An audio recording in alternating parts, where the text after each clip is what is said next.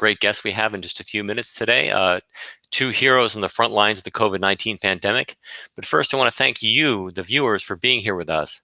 And if you would like to post a hello, just let me know you're here. I'd love to say hello back to you and call you out. So feel free to drop a hi in the comment section, and I'd be happy to say hello. So I started this webcast called Brainwaves 9 years ago as a means to help people understand the hope inherent in the brain science and the lived experiences of people who deal with these brain health challenges, and the recoveries, the example of recovery possible as modeled by those people who deal with the brain health challenges so well. I started as a monthly platform, actually, back in 2011. And now we're bringing it to you weekly as of this week. Every Wednesday, we'll have a new episode talking about the challenges that people face, the real world challenges in the world today related to brain health. Now, we have a couple of wonderful guests with us here today. These are, as I mentioned, heroes on the front lines of the COVID-19 pandemic. And I hope you'll ask them your questions as we go through the process of the broadcast. We have okay, here he comes, Dr. Sam McLean, who is principal investigator of the Aurora program, which is a OneMind funded study, also funded by the National Institutes of Mental Health, studying post-traumatic stress, what happens to the brain immediately after a traumatic event. We also have Dr. Chris Jones, who is going to be on in a second here. He is a frontline clinician as well as Sam, and he is the director of emergency medicine at the Cooper School of Medicine at Rowan University. So these are both amazing frontline clinicians. Sam is additionally the professor of epidemiology and anesthesiology and psychiatry at the University of North Carolina. So thanks both of you, Sam and Chris, for being here today and taking time out to appear on this important webcast. Thank you, Brian. Yeah, it's great to be here. Absolutely. We have some comments from the audience. Carrie Roach. Carrie, thank you so much. So glad you're doing this. Thank you, Brandon and Drs. McLean and Jones. Carrie, thanks so much for being with us today. And okay, wonderful. Carrie, thanks for watching. Now, so Dr. Sam McLean, your ongoing study in which you've been taking care of patients with trauma is now leading into your work with a new initiative to help frontline healthcare workers deal with the stress they experienced during the pandemic. How has what you've learned and what you've discovered in your work with the Aurora study that I mentioned helped inform your work to help frontline healthcare workers today? Yeah, well, again, thanks so much, Brandon, for the opportunity to be on Brainwaves. It's a real thrill to be back. You're such a tremendous supporter of mental health and brain health. It's a real honor to be on your broadcast. We have learned a lot in Aurora about how to deliver brief smartphone-based assessments to thousands of individuals who's experienced a stressful event, and to be able to gather that information and process it very rapidly, and to be able to deploy it for use. And what has been exciting about the getting involved and working on the Heroes Health Project is the prospect of taking that know-how, taking that what we've learned from Aurora, and leveraging it to be able to help men and women who are dealing with the COVID epidemic on the front lines, the health workers and hospital employees that are coming to work and risking their own health and the health of those they love to serve others, and also doing that at a time where they have to deal with their own anxieties, but perhaps even more seeing a lot of tragic situations and a lot of people struggling with very severe health challenges, day after day, and it takes a toll, and so we want to figure out how to help them as much as we can.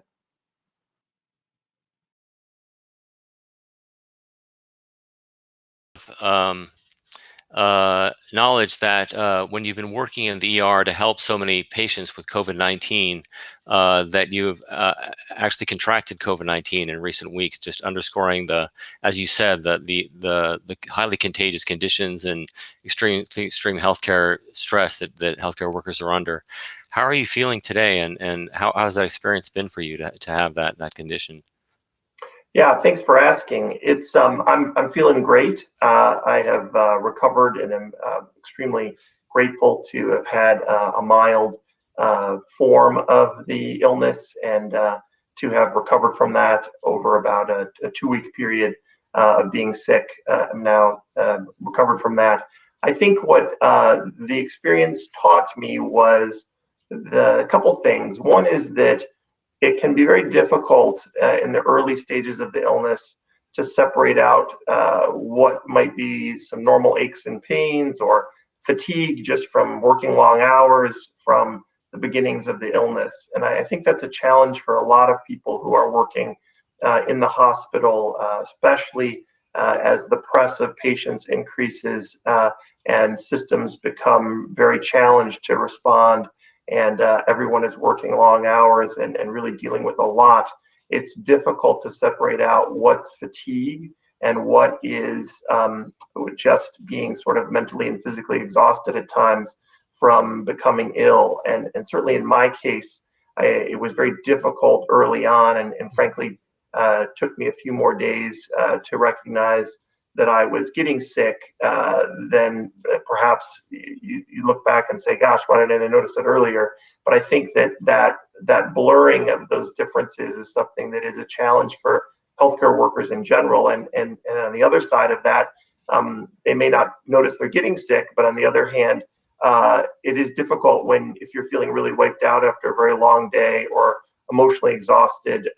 It can be understandably anxiety provoking to think, gosh, am I now coming down with this illness that I've just watched someone at the bedside,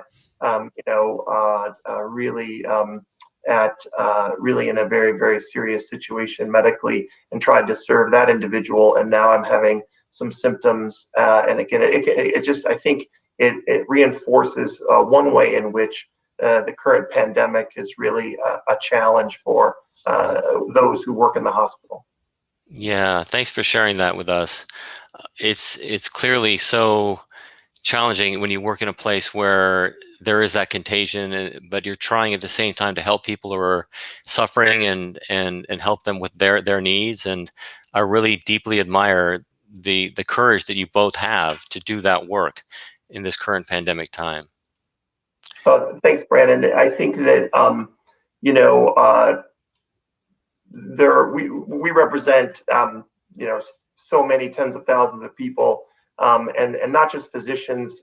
In some ways, perhaps have it easier in terms of the advantages we have, but I think of the environmental services workers that play a critical role in keeping rooms clean for the next people coming in who really need the paycheck and may have more questions about how to keep themselves safe, and the clerks and so many staff that I think are really perhaps even more the unsung heroes of this time. And I will say that I think many of us in medicine find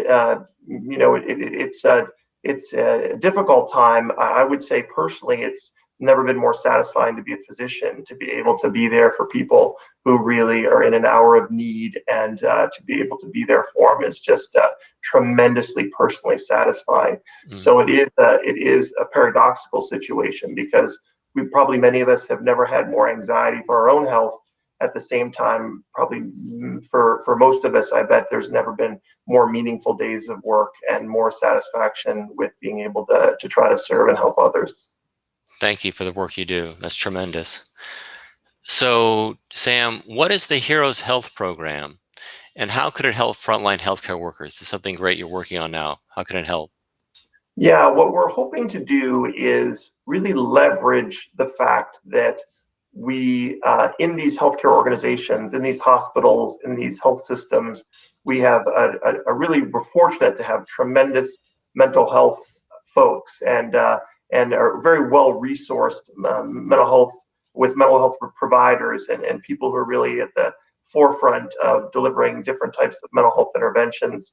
And then in the same time, in the same building, in the same medical center, we have people who are folks who are dealing with the anxieties and pressures that this epidemic presents.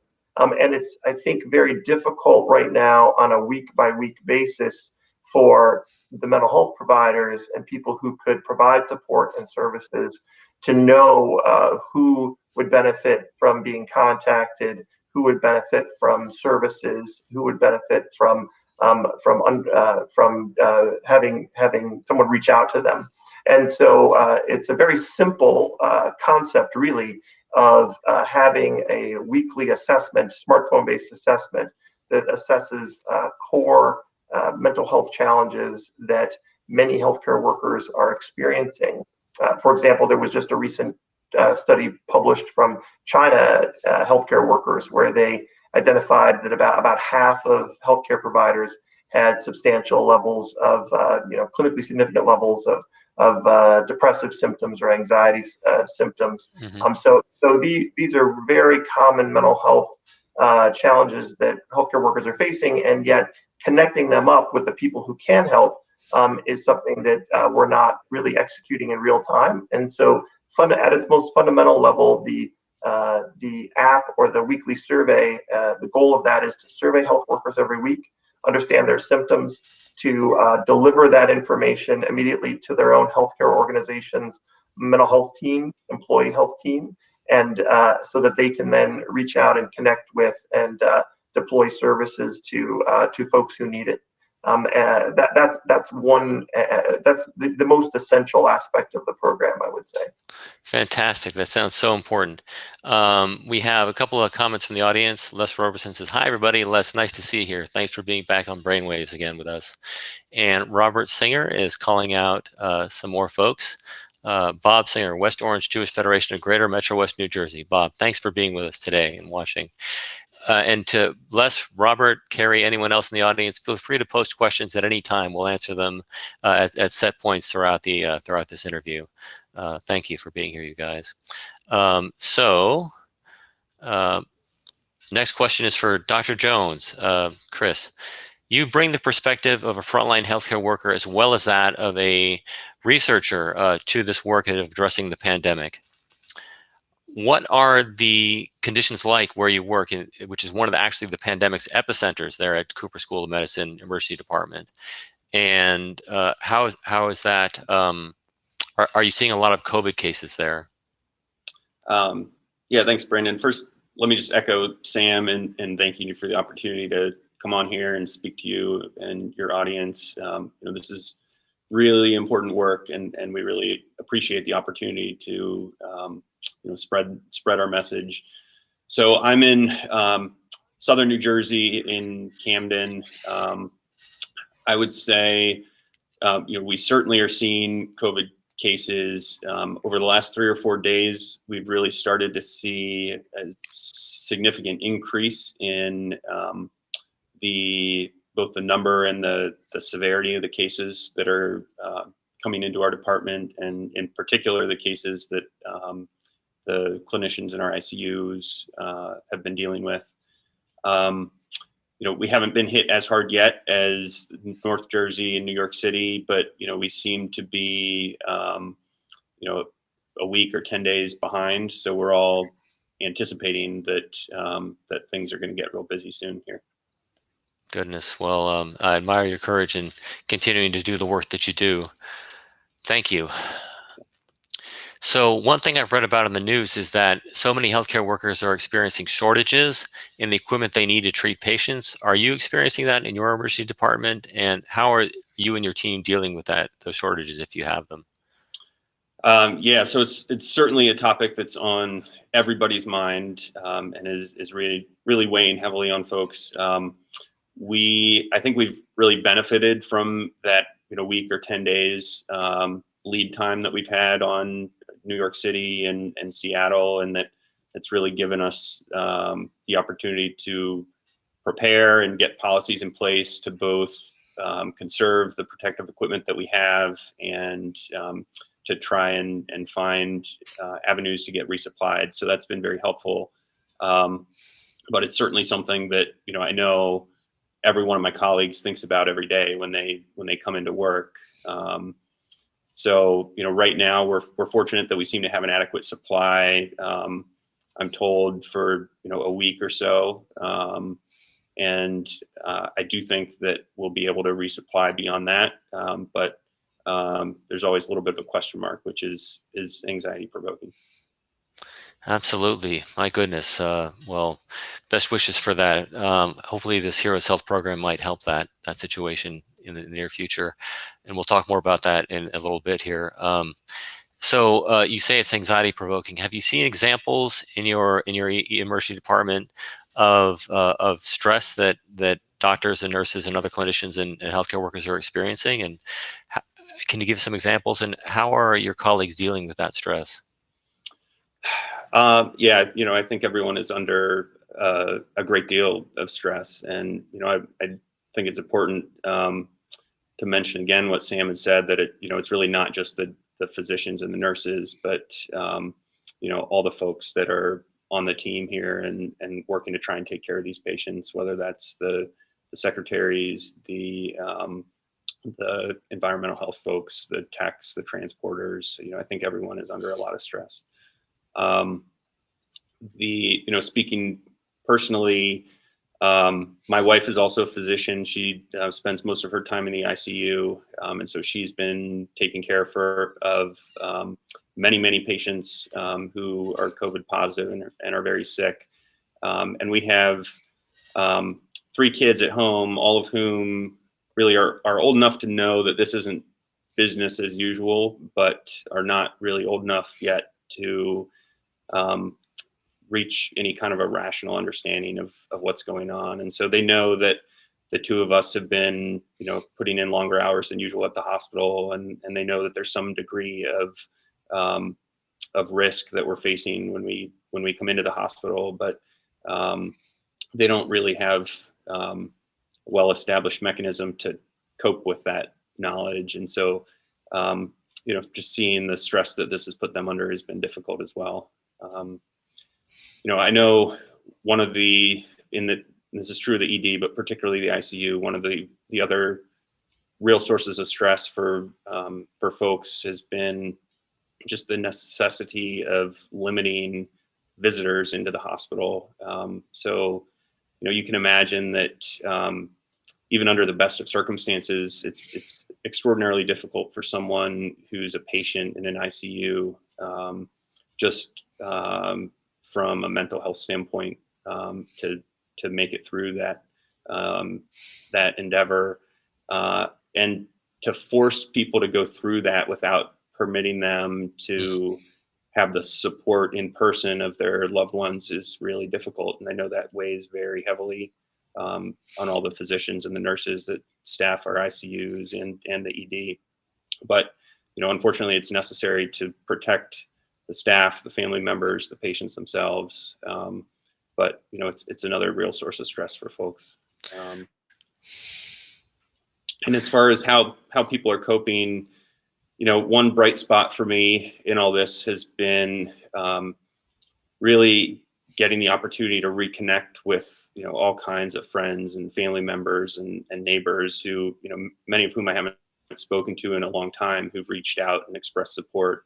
And that has been a huge help. I know, my colleagues have said similar things, that, they're seeing support from just an incredibly broad range of people.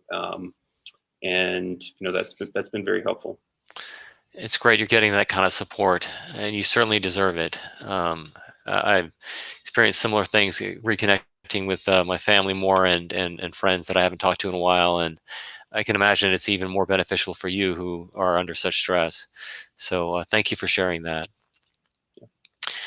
So, Sam, as the entire world battles this common enemy, there's a lot of stress, as Chris has mentioned, in the emergency departments and medical facilities.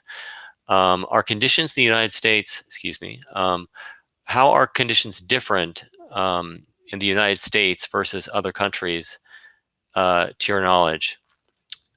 Yeah, Go it's a ahead. great question. I think that all every all of the countries of the world right now are dealing with these fundamental challenges we've been describing.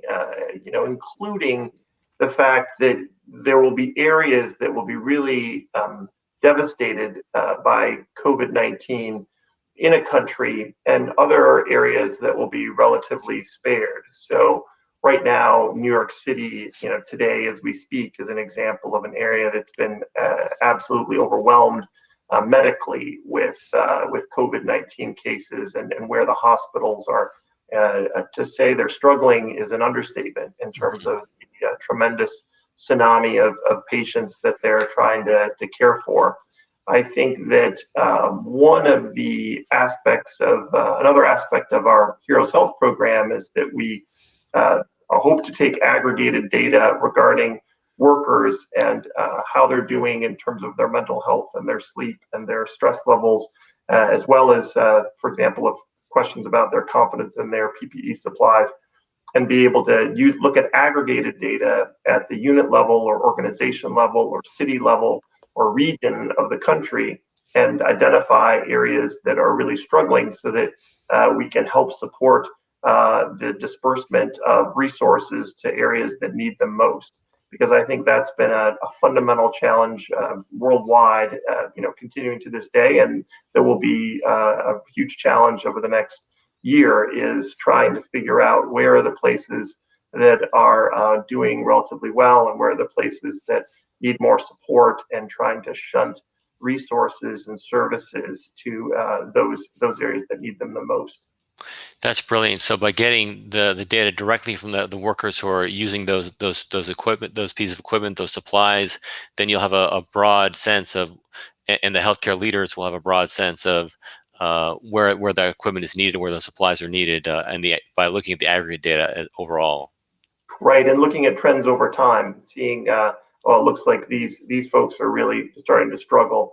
Gosh, I think they need some. Let's see if we can get them some support, get them some hours reduction by bringing in some more healthcare worker power, person power, and hopefully make a very difficult situation a little less difficult. Absolutely. So Heroes Health is primarily about protecting the mental health of the healthcare workers, but also giving them supplies they need by efficient allocation of supplies across the whole network of healthcare. Right, and looking at the mental health of people individually, but also in aggregate. So if we see that an ICU or a unit, an emergency department in a health system is really starting to struggle and experience a lot higher levels of burnout, to figure out how we can support those folks in real time, have that sort of information. I think a lot of the tragedy that those of us from around the world who looked at those incredibly brave men and women in Wuhan, and the work that they did in that additional epidemic, was that we knew that those healthcare workers must be just being overwhelmed personally and individually, and yet there was a complete black box of data or information to understand this kind of thing in the aggregate level across different hospitals, who was really suffering and who was really struggling. And I think a fundamental aspect of the app, of this little app on people's phones to fill out once a week, is really to shine a light on the overall situation, so that we can help those, and they won't be really toiling or struggling and just barely making it through the day with no knowledge of anyone that that's the situation. Someone will be watching and listening and helping them with what they need. Yeah, that's got to be a great reassurance, just knowing that when the app starts to get used. Yes. Thank you, Sam. So today we're talking again. Today we're talking with Dr. Sam McLean, who is the professor of anesthesiology, epidemiology, and psychiatry at the University of North Carolina, as well as director of the Institute for Trauma Recovery there, and also Dr. Chris Jones, who is the director of the research department at the emergency department at Cooper School of Medicine at Rowan University in New Jersey. Thank you again both for being here. We do have a couple of questions. One question from the audience that came in. Les Roberson, thank you so much for your question. How do you look at spiritual consciousness impact on frontline COVID-19 healthcare workers? How do you tend to their spiritual well-being? Yeah, go ahead, Chris. Yeah, it's a great question, and particularly challenging, I think, given the social distancing directives that that people are dealing with all over the place, not just for healthcare workers, but spiritual communities across the country. I think are struggling with how to maintain connection with what's an incredibly important source of support and comfort for people, while also still maintaining the social distancing that's really necessary to help defeat this. So I think it's a great question. I'm not sure I have a great solution for it. I think I think folks can continue to reach out and try and tap into their support system, wherever that may be, whether it's their spiritual community, their friends, their family, and try and make a concerted effort to check in with people, let them know how you're doing, tell them you're thinking about them, and we'll get through this together. Yeah, and I would really echo anybody who knows, particularly a nurse, anybody in environmental services, clerks, anybody who works in a hospital. It's nice to reach out and thank them for what they're doing, particularly people who are less less visible perhaps than physicians, but who are bearing the same burden of risk, and who, if they don't come to work, we can't take care of anybody and we can't do anything. So it's definitely a team sport, and and they're just incredible with what they're doing right now. Yeah, the whole team is so essential. Thank you, Les, for your very great question there. And thanks for sharing your answers, you guys. So, Chris, what are some of the real-time resources that are available to care for frontline mental health workers today, and how can we support the mental health of frontline healthcare workers now? Yeah, so fortunately, the great majority of health systems and hospitals have existing employee assistance programs in place that really are there with resources ready to go for providers who reach out. And these programs can connect hospital employees with psychiatrists and psychologists and mental health professionals, but they can also provide assistance, identifying elder care resources or child care resources, or financial planning assistance, help employees deal with a lot of these other issues that are contributing to this, the stress that they may be facing both at work and at home. So they really are a great resource. I think the challenge is, historically there really has been a stigma among healthcare workers and I think physicians in particular, where people are reluctant to admit admit that they could use some help, and are reluctant to take that step to to reach out on their own, even when there are resources available. And so I think part of what is so valuable about this Heroes Health initiative is that it really gives us the opportunity to proactively help to connect those frontline workers with the resources that are already available. Mm-hmm. Makes a lot of sense. So do you find a couple of questions? Do you know of examples of colleagues who have used the employee healthcare, the employee support programs like you've described, and has it worked well for them? And then the second question is, do you think that there's kind of underutilization of these systems, and the Heroes Health could really help to address? Yeah, so I definitely think the resources are underutilized.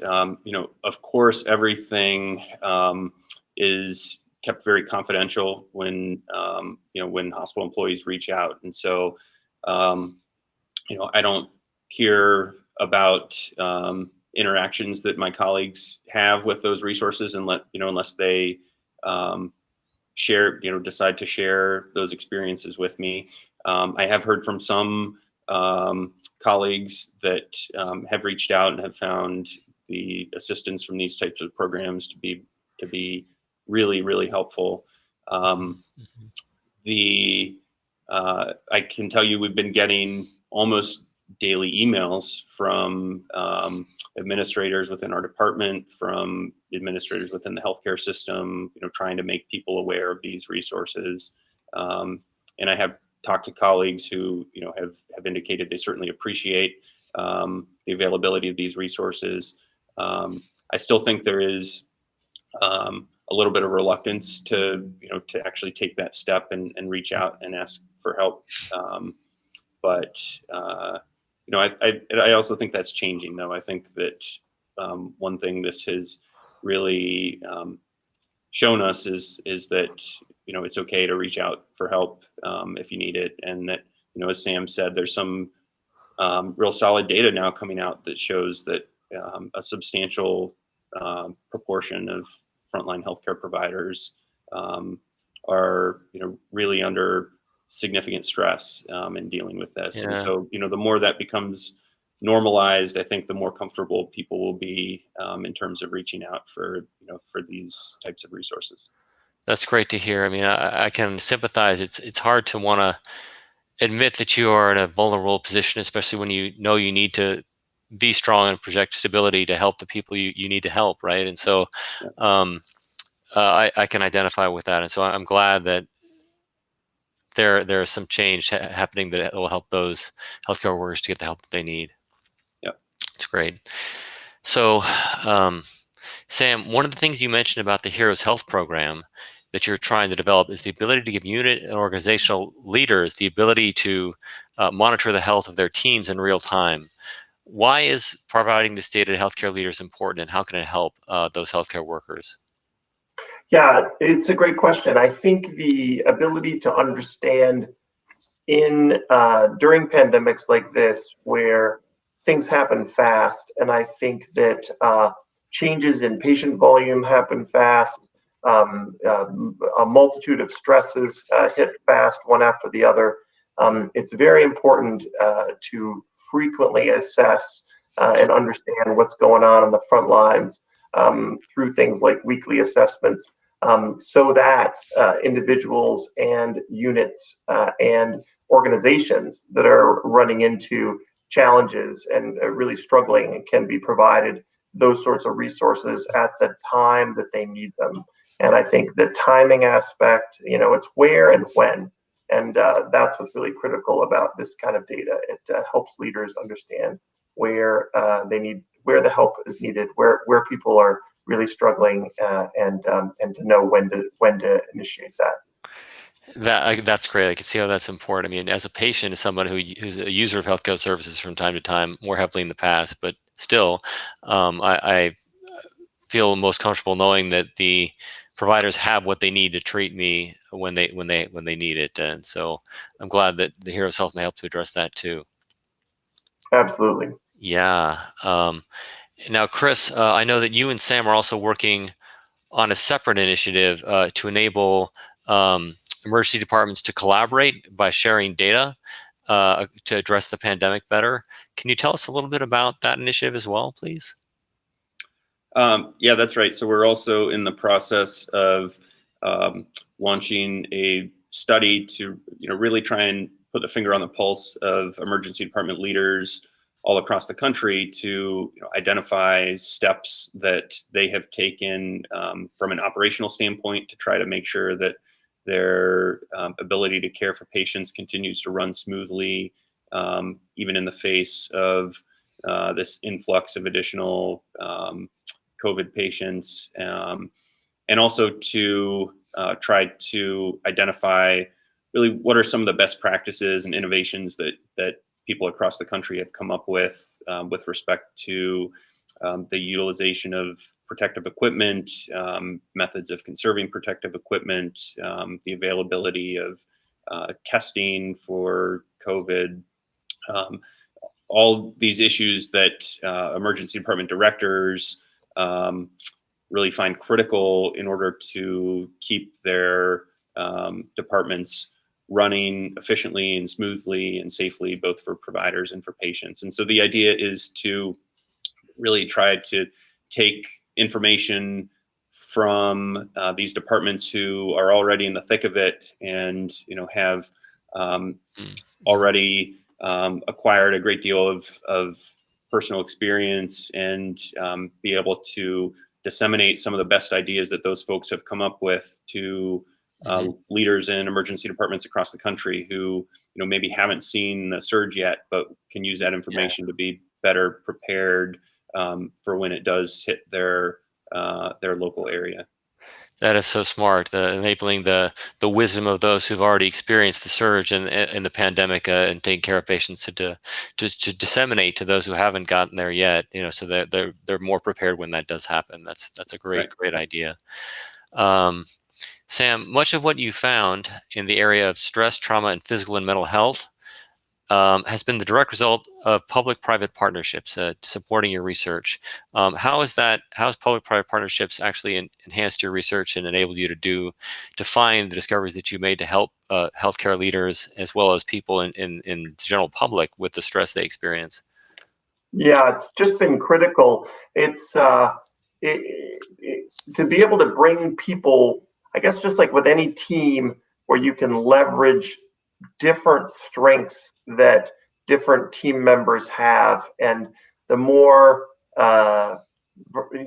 different those strengths are, the more kind of orthogonal they are, the more leveraging and success you have, and that's been my experience with public-private partnerships. We have been working to get Heroes Health off the ground through a combination of people in academics, through a combination of private companies that are stepping up to help us get it off the ground and bringing tremendous knowledge and expertise in their areas, as well as in folks who work to make things happen, terrific organizations like One Mind, who are able to be much more nimble, responsive, and very entrepreneurial in their thinking, in how they address challenges. Because as we've seen the speed and ferocity of this overtake us all, it really takes an entrepreneurial seat of the pants spirit to be able to stand things up in short order, to be able to help people on the ground. Well said. Well said. I mean, this is moving so fast. It changes from day to day. And if we're going to address this, we need to take swift action. Thanks for your swift action. So we're talking today with Chris Jones, who is a director of research at the Department of Emergency Medicine at Cooper School of Medicine at Rowan University, and Dr. Sam McLean, who is professor of anesthesiology, epidemiology, and psychiatry at the University of North Carolina, and as well as director of the Institute of Trauma Recovery there. Thank you both again for being with us today. We have a few questions from the audience I'd like to display now for you to answer. First, we have a shout out from Carol Corson Gillingham. Carol, thanks so much for watching. Thanks for being with us today. And we do have a question from Carrie Roach. Carrie, thanks for your question. Dr. McLean, in parallel to certified peer support specialists now bring credible recovery techniques to psychiatric treatment teams, could our country parse out job responsibilities of nurses that do not require a nursing degree to bring more people to do the work of the few, which could be done by the many?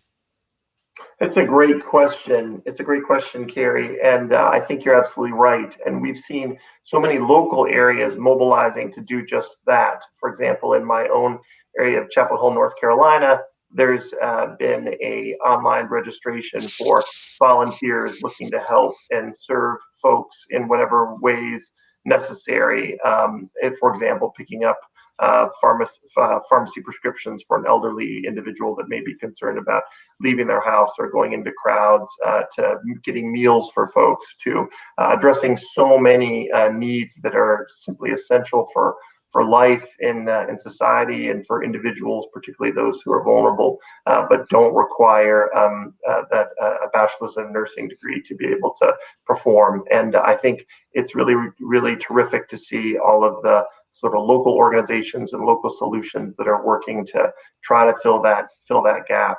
So I think there's a lot of exciting things going on locally. And I think if you read about the history of past pandemics, this is also things that you see time and time again of just wonderful folks, helpers stepping forward to serve others. And I think you're absolutely right. It's a critical method of responding to the pandemic. That's great. Carrie, thanks for the question. And Sam, thanks for calling out the great work done by so many volunteers. That's so critical to help people who are in need. Thank you. Next question is by Gail Ayers. Gail, thanks for being on with us on Brainwaves again. I hope you're doing well. Gail asks, I was wondering if anyone might address how one who is providing care for someone who is experiencing a brain health crisis should utilize ER services at this time. Also, how can we support emergency behavioral service providers during this crisis? Thank you, Gail. Chris or Sam?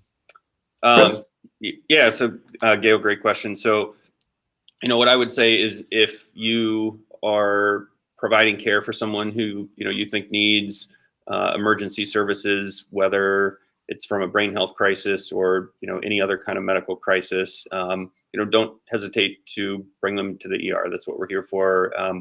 I worked clinically last night, and frankly, it's really nice to see folks who are coming to the emergency department with something other than COVID type symptoms. So if you feel like you need to come to the emergency department, come to the emergency department, and we'll take care of you. What I would say is, to the extent that you can make use of some of the outpatient resources that might be available to you, I think this is also just sort of, a good reminder that those resources are available. And, if you feel like something can be managed on an outpatient basis, then, this is a good time to utilize those resources perhaps before coming to the ER. But certainly if you feel like there's nowhere else for you to turn, then, come to the ER. We're here. We're excited to care for folks. And, as I said, it is nice to take care of patients who are coming in with something other than COVID. And in terms of supporting, behavioral service providers, from a medical resource standpoint, I'm not sure I can speak to their needs. What I will say is really to echo what I said before is that, reach out to friends, family members. If you know someone who works as a behavioral health provider, reach out to them, tell them you appreciate what they do, and that really means a lot to hear from friends and neighbors, those kinds of words of encouragement. Mm-hmm. I would just, can I echo one thing, is totally agree with Chris, and I do think it's useful for people to know that, of course, going out anywhere is something that's understandably stressful for folks right now, but emergency departments around the country are really going to every length they can to keep people safe. And so it's, I think the norm that people, for example, the entrance to the emergency department for respiratory complaints is, and the way that those patients are routed is very often completely different, so that there isn't physical overlap between how other patients without respiratory complaints come into the emergency department. So it's certainly not the case that, and I know that emergency departments are doing everything humanly possible to ensure a separation of patients for they would probably have. So that's something that it's useful for folks to know about. People are doing everything possible to keep folks safe who come into the emergency department for other reasons than COVID. Because of course, despite how COVID is on everyone's mind and constantly in the news, the regular life is going on too. So all the things people normally need an emergency department for, and that we experience as humans, heart attacks, strokes, illness, every other type of thing is of course also going on. And that doesn't all suddenly take a break. People don't stop getting appendicitis because coronavirus is here. All that stuff is going on too, and we're here to take care of folks, of course. That's fantastic. There's no good time to get sick, and now is not the best time for sure. But if you are sick, then definitely seek help. Here we have another question. Chrissy Jensen Eckert. Chrissy, thank you so much for being with us today. How does one best protect themselves from COVID-19 when coming into an ER for a health emergency? Sam, you're kind of speaking to that a moment ago and how ERs do that, but are there other things individuals can do while they're in the ER to help protect them even more? I think the only thing I would suggest is the thing that we've all heard, which is really just trying to be very careful with our hands, and it's I don't think any of us have ever been so conscious of where we put our hands in the course of a day as we have been in the last month or two. So just trying to think of every surface that's outside one's home as a surface where there's potentially virus. And so of course, after touching such surfaces before eating or touching one's face, washing one's hands, that's really numbers 1, 2, 3, 4, and 5, because the virus has to get to your nose or your mouth or your eyes to be able to get into your body. And as someone who obviously didn't do a perfect job of that myself, or was inhaling some air of someone who wasn't very close, but other than a cough or sneeze from someone at close proximity, which I think is as not a healthcare provider is much less likely. I think that that's really very protective. Thank you, Sam. That's helpful to know. I also heard that wearing a mask can be helpful if you're in public. Is that true from your experience that you know of? I don't think that there's any data that COVID remains floating out in the air, and in fact, I think there's tons of evidence that it does not, and not only from this coronavirus, but from the original SARS virus, SARS-1, which has 96% genetic, it's identical, almost completely identical to SARS-2. They don't float around in the air for hours. If someone sneezes or coughs right in front of you, then for that very short period of time that there's droplets are in the air, it'll be in the air. But other than that, if you're remaining sort of that 6 feet separation from individuals, you're not, just by me talking in front of you, I'm not going to emit virus that's going to float into your mouth from my mouth. If I don't sneeze or cough, and you stay a couple feet away from me, you're not going to get it from me. And I think that for that reason, I think walking out and about, walking the dog, going to the grocery store where you can sort of judge distances between other people and maintain a little bit of space, it really I don't think adds utility in those situations. And I do think there is such a massive shortage, as Chris said, for masks and other needs for healthcare workers that do actually need them because they're in the operating room, or because there's someone right by them that's sick, and so they need to put on someone who's coughing and sneezing, put a mask on that person to prevent them. I think, and there have been so many equipment drives. I think pretty much every hospital in the country has had a medical equipment drive and asked for donations from other organizations that might have equipment. So I think not only because there's no scientific evidence that it's beneficial, but also because there's a tremendous shortage in situations in which we know that it is beneficial for people who are going into work in the environments we're talking about, and working all day and night in the hospital. It's really not necessary to wear a mask out in day-to-day operations. That's reassuring to know. That's good. Another question from Chrissy Jensen Eckert. Chrissy, thank you for that question. It's very helpful. Yeah. Oh, sorry. Go ahead, Chris. Yeah, go ahead. Go back to that question. What did you want to say, Chris? Sure. I was just going to tag along behind that and say, I know Pardon? To respond to the question about how to protect themselves when coming into the ED and pick up on the issue of the masks, I know just from seeing in the lay press, the CDC is kind of weighing whether to issue a recommendation to wear masks more broadly. I would say, the issue with the mask, and this may not be obvious to people, but it takes a little bit of practice actually to wear a mask, in that if you're wearing a mask and touching your face constantly to readjust it, or to itch your nose, to adjust your ear straps, to rub your eyes, then that mask is probably doing more harm than good. And in just speaking from personal experience, it does take some getting used to be able to wear a mask for an extended period of time without using that as a trigger to touch your face. So if you have a mask and are headed to the ER and are certain that it's not going to actually increase your touching your face and your nose and your mouth, then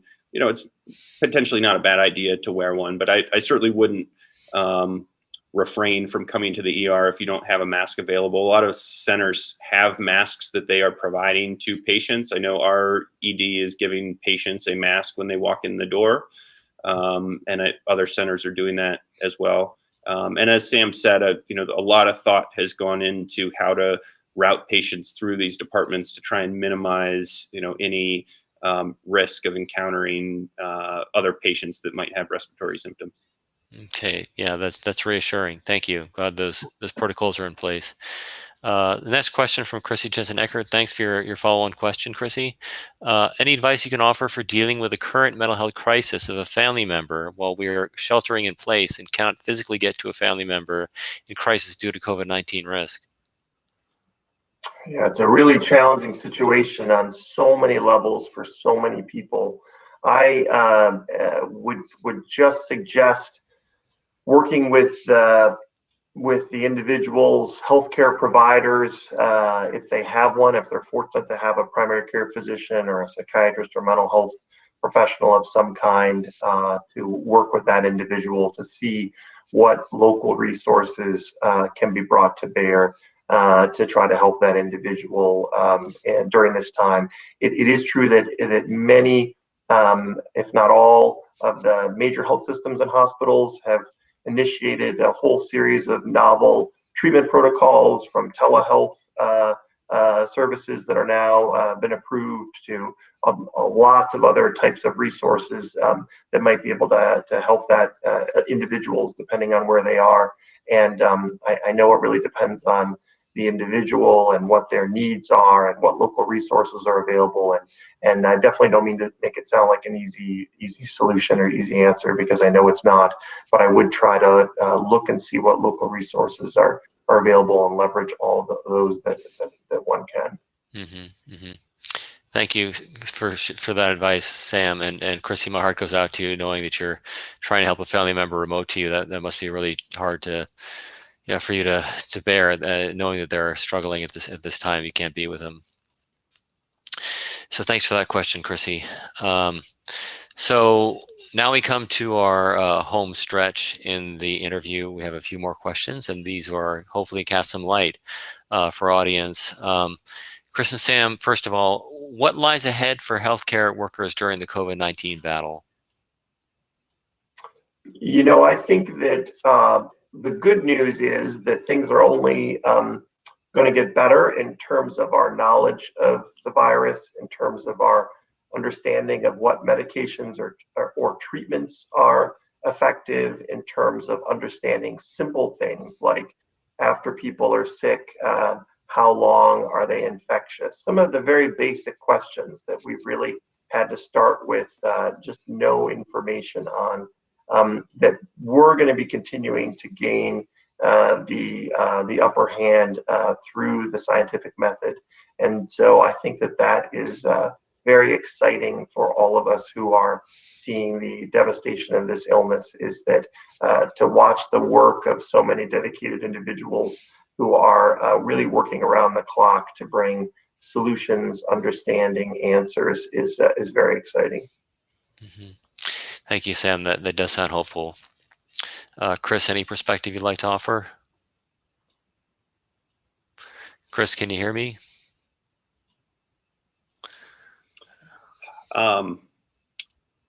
I can, yeah. I think just from a local perspective, we're going to get a lot busier over the next week or so. Mm-hmm. But I think Sam's exactly right in that we've learned just in the last couple of weeks, we've learned so much about how best to care for patients who are facing COVID, and I think that process is only going to accelerate here over the coming month or two. Mm-hmm. So, I think in a lot of ways, this is the most difficult time because there's so many questions as to, how best to treat these patients and how best to prevent new infections. But I'm also hopeful, as is Sam, that those questions are going to start to get answered here in the near future. I hope so too. And with the addition of resources and initiatives like the Heroes Health Project that you're going to launch soon, that could help improve the knowledge of workers that are not yet in the main part of the crisis, based on what those who have been in the crisis for a while can pass on to them through knowledge, and by allocating the mental health resources where they're needed to those healthcare workers who need them. Glad that's happening. And then. Something you touched on a little while ago.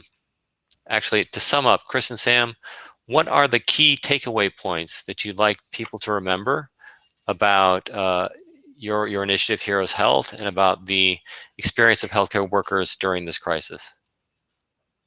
I would say regarding Heroes Health, the key takeaways are that we're trying to link up the resources we have with the people that we need them.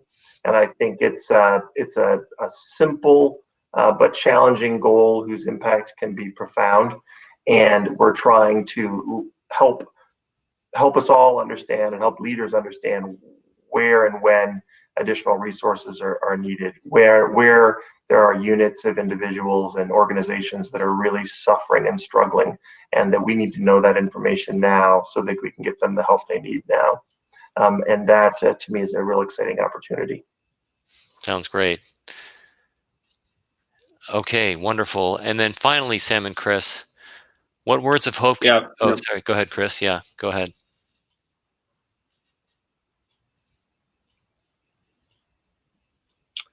No, I was just going to say, I think as for healthcare providers, what I would say is don't be afraid to reach out to both the formal mechanisms that are in place through your hospital systems to get assistance, but also take advantage of your informal networks through for friends, family members, neighbors, and reach out to both offer support and get support yourselves.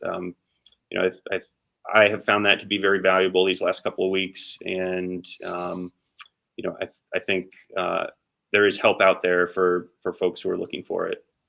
Good to hear. Definitely good to hear. It's reassuring.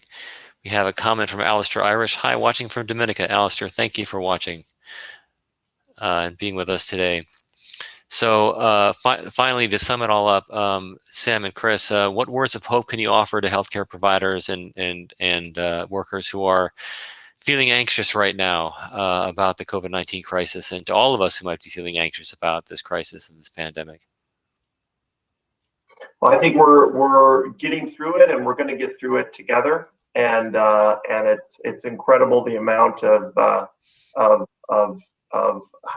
I personally am so uplifted every day by reading all of the remarkable things that men and women are doing around our country to help one another. And it's really a remarkable time in that respect. And I think it's a time where a lot of there's been so much social discord and just kind of negativity the last few years, perhaps in the country, and to see so many people step up and serve others just kind of reminds you of what life and community are all about.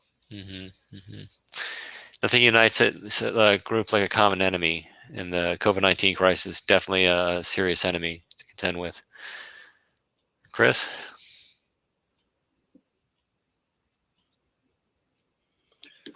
I think one of the things I am most hopeful about is, that what I mentioned earlier, that, I think this has really gone a long way towards removing a lot of the stigma that, mental health professionals have maybe internalized with respect to, reaching out and asking for help when they need help.